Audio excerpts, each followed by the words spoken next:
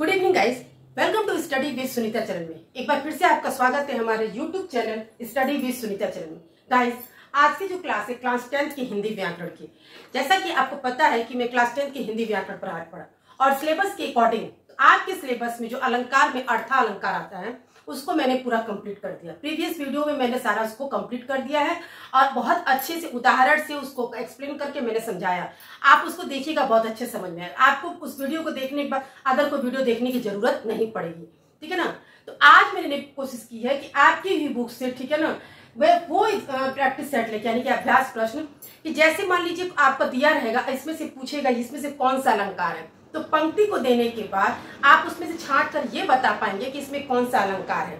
मैंने इस तरह की कोशिश, अगर इस तरह का एग्जाम में आता है तो आपको कोई डाउट ना हो पता। लेकिन देखिए, मैं आपको ट्रिक के माध्यम से समझा भी चुकी हूँ और आज भी बताने की कोशिश करूंगी, जिससे आप इससे समझ जाएंगे कि हाँ यहाँ पे ये अलंकार है, ठीक है। तो आपको आप आने वाले एग्जाम की मैं तैयारी करवा रही हूँ, जिससे आपको देखिए अभ्यास सेट भी है और आपको प्रीवियस वीडियो मैंने बहुत अच्छे से क्लियर पढ़ाया, एक एक चीज उदाहरण से पढ़ाया है। तो जब आप वीडियो को देखेंगे तो आपको कोई भी डाउट नहीं रहेगा, ठीक है। तो चलिए स्टार्ट करते हैं। आपको क्वेश्चन दिया है कि पूछे गए अलंकार जिस विकल्प में उसको रेखांकित कीजिए। इस तरह से क्वेश्चन पूछ सकता है एग्जाम में कि, और पूछता भी है कि जो भी आपके इसमें से अलंकार है वो आपको, यानी कि क्वेश्चन में आपको क्या है, उपमा अलंकार बताना। जो यहाँ पंक्ति दी गई है, 3 आपके उदाहरण दिए गए, उसमें आपको उपमा अलंकार बताना है, ठीक है ना। तो आपको उपमा अलंकार की परिभाषा में बताया गया था, उपमा रूप में से मैंने एक एक चीज समझाया था। उसमें मैंने ट्रिक बताया था, जहां साथ ही सु करके सरिस करके आएगा वहां उपमा अलंकार। तो आप पंक्ति में ये देख लीजिए कि कहा क्या सही में सा सी सु सरिस करके है, तो आप समझ सकते हैं। अब एक एक चीज का आप अर्थ निकाल के समझना ये आपके लिए मुश्किल होगा, ठीक है, क्योंकि पढ़े तो है आप, मैंने समझाया भी है, लेकिन एग्जाम टाइम में नहीं। एग्जाम टाइम में सिर्फ ट्रिक के माध्यम से आप कर सकते हैं।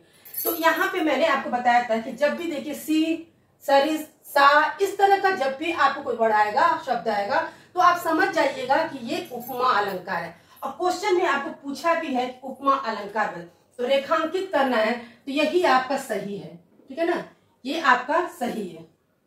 मैं आपको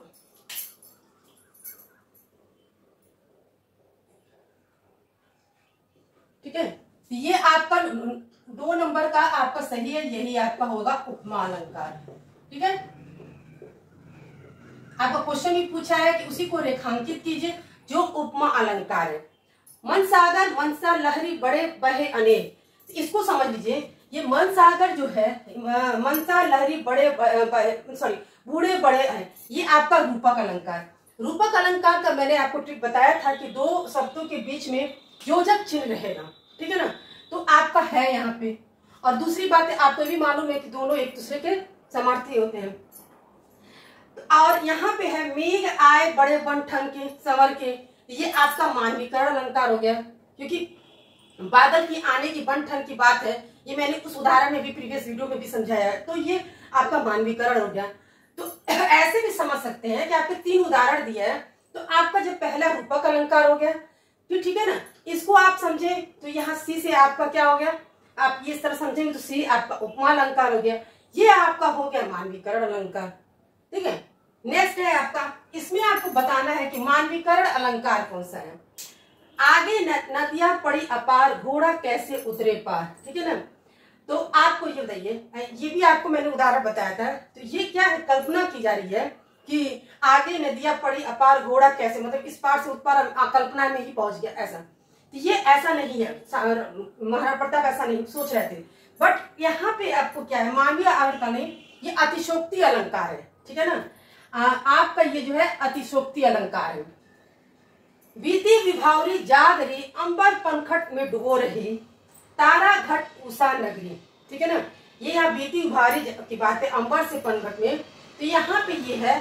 और देखिए ये तो है आपका मानवीकरण अलंकार, ठीक है, जो आपको करना है, जो आपको रेखांकित करना है, ये आपका मानवीकरण अलंकार हो गया, ठीक है।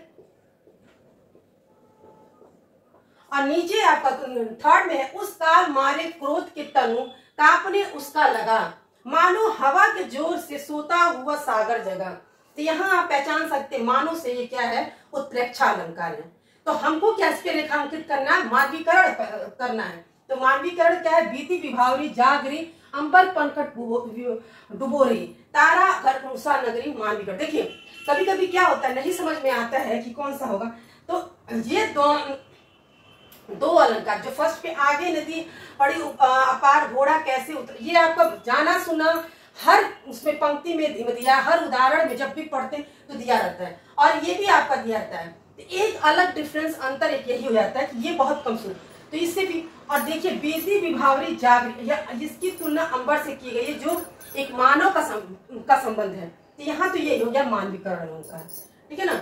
और यहाँ मानव से समझ जाएंगे उत्प्रेक्षा अलंकार। फिर है आपका अतिशोक्ति अलंकार। अतिशोक्ति का अलंकार क्या है, बढ़ा चढ़ा कर बात कहना। हनुमान की पूंछ में लगन न पाई आग, लंका सगरी जल गई निशाचर भाग। हनुमान जी की पूंछ में आग लगी नहीं, लेकिन पूरा लंका जल गया निशाचर भाग के। ये कैसे हो सकता है, ये क्या है, अतिशोक्ति अलंकार है, ये आपको भी पता है।